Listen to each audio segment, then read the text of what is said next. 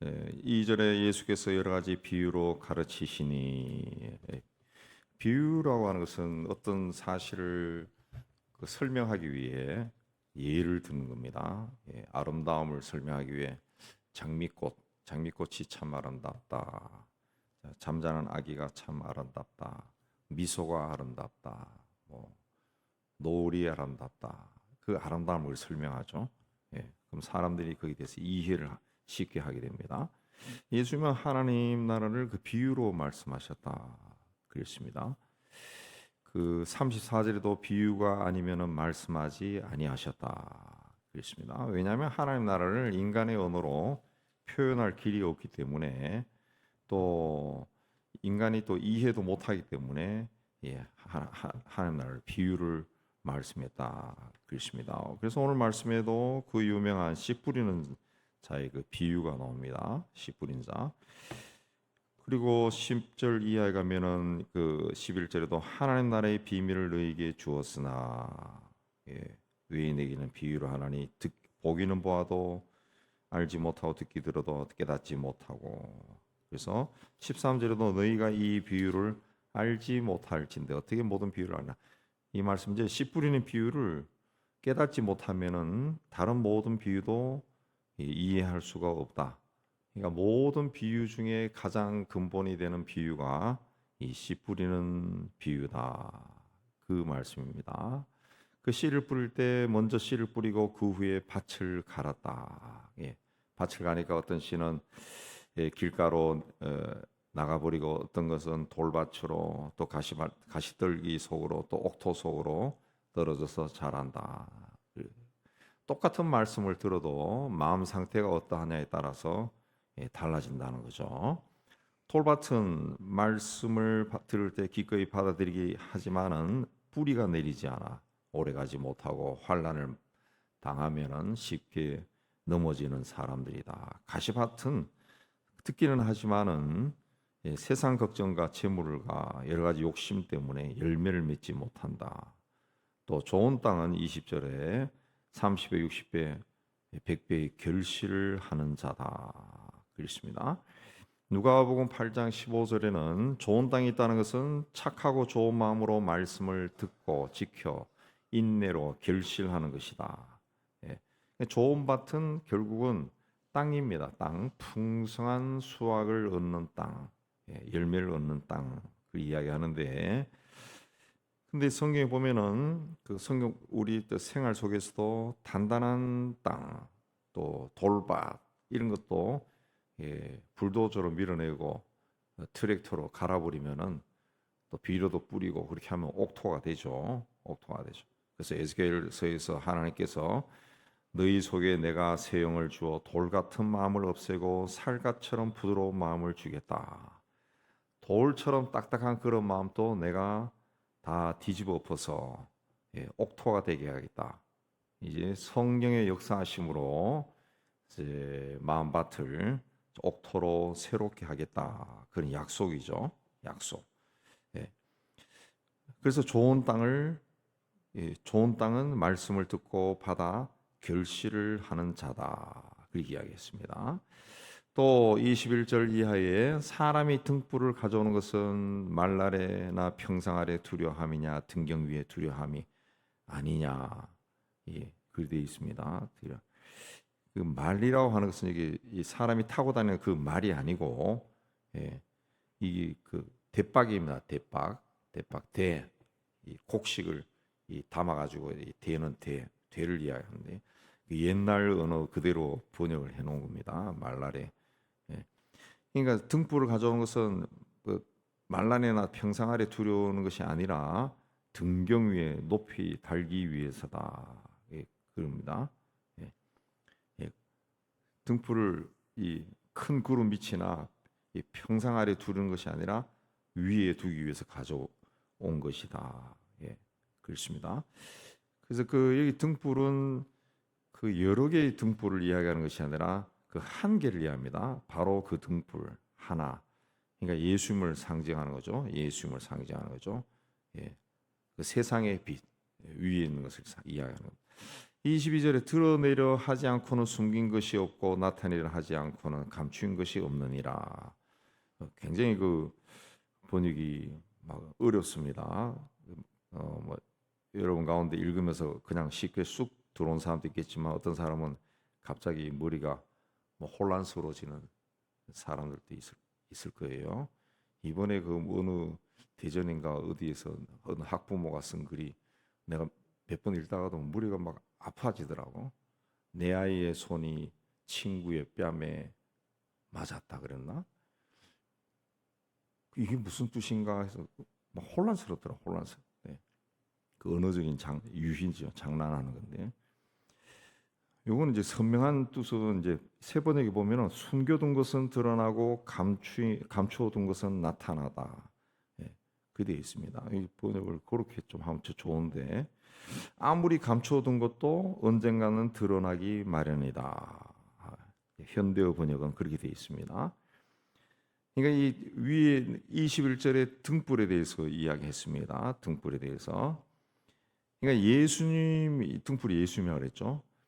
예수님이 하나님의 아들이고 예수님이 전하는 말씀이 하나님의 말씀이고 진리다라는 것이 언젠가는 드러난다는 것이. 언젠가는 드러난다. 예. 그래서 23절에 들을 귀 있는 자는 들으라 그랬습니다. 이 처음 들을 때는 무슨 말인지를 전혀 몰랐을 거예요. 근데 들을 귀 있는 자는 들어라. 예. 빛으로 오신 예수님이 하신 말씀 진리다. 들어라. 예, 그 이야기입니다. 26절에 다시 씨를 뿌리는 이야기가 또 나옵니다. 예. 그리고 30절에도 또 씨를 뿌려요. 씨를 뿌리 나오는데 이제 이걸 통해서 하나님 나라가 어떤 것인가 설명하는데 26절에서 29절은 복음서 중에서도 마가복음에만 나오는 이야기입니다. 그리고 앞에 나오는 씨 뿌리는 비유와는 또 다른 비유입니다. 예. 앞에 나오는 씨 뿌리는 인간의 마음 상태에 따라서 수확이 달라진다. 열매가 달라진다. 그 이야기죠. 30배, 60배, 100배 수확이 달라진다. 근데 26절에서 나오는 그 씨 뿌리는 것은 하나님 나라가 이루어져 가는 과정을 이야기합니다. 과정. 농부가 밤낮 자고 깨고 하는 중에 씨가 나서 자라되 어떻게 그리 되는지를 알지 못했다. 그렇습니다. 인간은 그 씨가 자라는 환경은 조성할 수가 있습니다. 근데 씨가 어떻게 그 싹이 나오고 또 줄기가 생기고 열매가 열리는지 그건 인간이 어떻게 할 수가 없는 거죠. 그 씨가 이미 씨가 가지고 있는 거죠. 씨가 가지고 있는 성격입니다. 씨가 가지고 있는 성격. 예. 그 8절에서는 씨를 그렇게 자라게 하는 것은 땅이다. 땅이다. 그랬습니다. 땅이다. 예, 땅이 스스로 열매를 맺되 그랬습니다. 땅이 그렇게 한다. 농부는 씨를 뿌렸습니다. 그리고 씨를 뿌리고 뭐 애를 쓰겠지만은 그러나 그 자고 깨고 하는 중에 시간이 흘러갔다는 거죠. 예. 근데 시간이 흘러가니까 씨에서 싹이 올라온다. 싹이 올라. 예. 혼자서 싹을 틔우고 뿌리를 내리고 열매를 맺는다는 건데 어떻게 그렇게 되는지 농부는 모른다는 거죠. 농부는 모른다. 농부는 모른다. 이거는 땅이 하는 일이다. 그럼 땅이 한다. 그러면 땅을 지으신 하나님의 소관이라. 하나님이 하시는 것이다. 그래서 28절에 땅이 스스로 열매를 맺지만 처음에는 싹이요, 다음에는 이삭이요, 그 다음에는 이삭이 충실한 곡식이다. 처음에는, 다음에는, 그 다음에는 단계별로 한 단계 한 단계 이 사건이 일어난 것을 보여줍니다.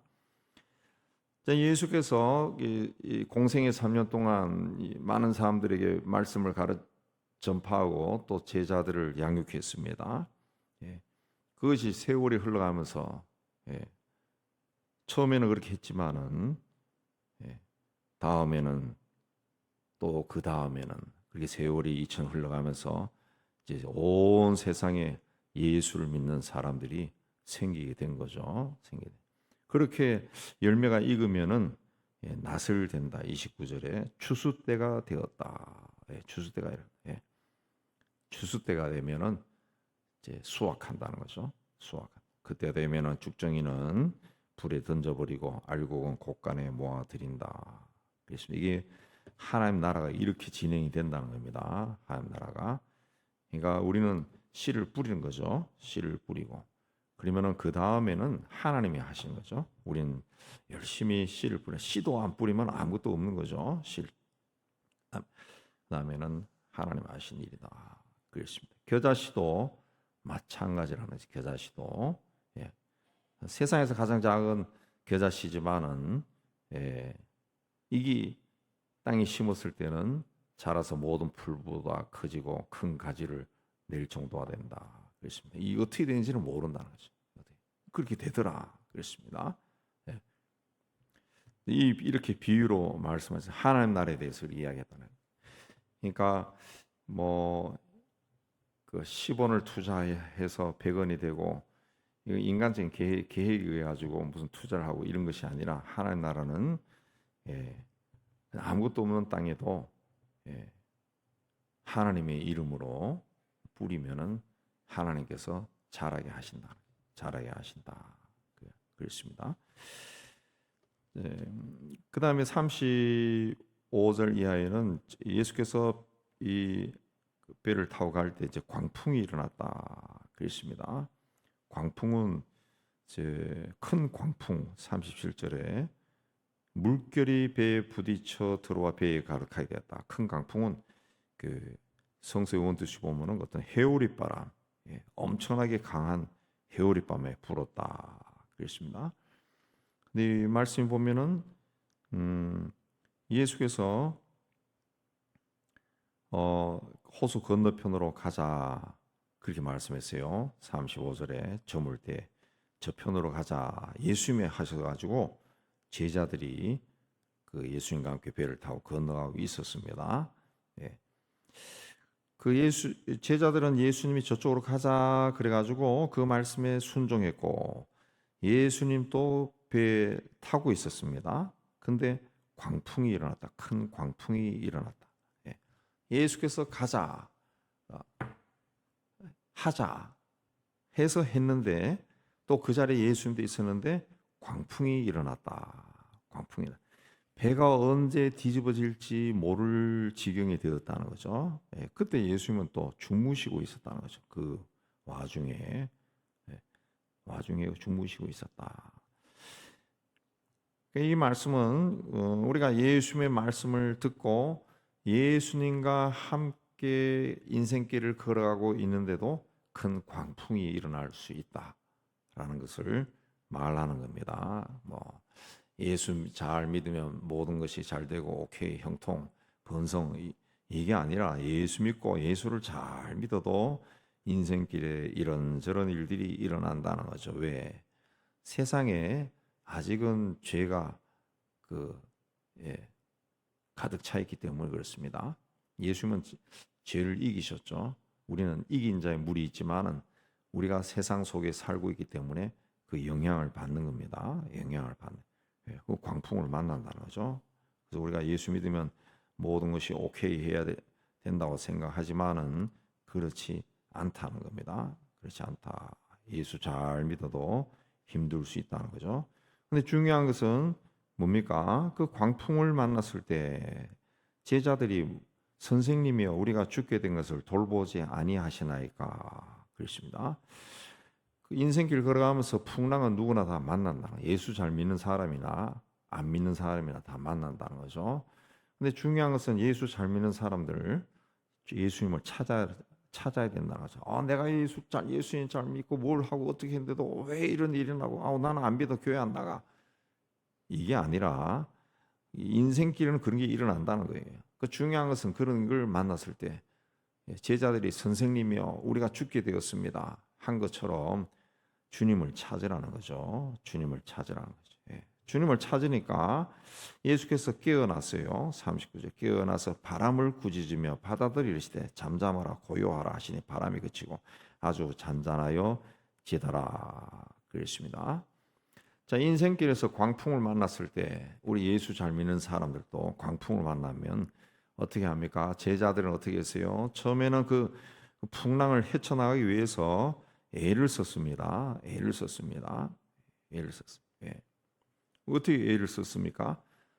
왜 애를 썼을까요? 제자들 가운데는 어부들이 있었다. 예. 갈릴리에서 잔뼈가 굵은 어부들이 있었다. 베드로 자체가 그런 사람. 그러니까 자신들의 어떤 전문 지식으로 헤쳐나가려고 한 거죠. 헤쳐나가. 예. 근데 그게 안 된 거죠.